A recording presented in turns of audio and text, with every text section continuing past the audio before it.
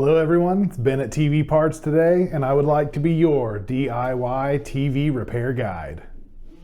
When you turn your television on, does it cycle through the boot screen over and over again? The most common fix for a TV that's stuck in a boot loop is swapping out the main board. With just a screwdriver and a replacement part from TV Parts today, we can help you get your TV fixed at home. For as little as $20 in 20 minutes, TV Parts today can help you get your TV back up and running. Everything from back removal to the actual board swap. TV Parts today has you covered every step of the way.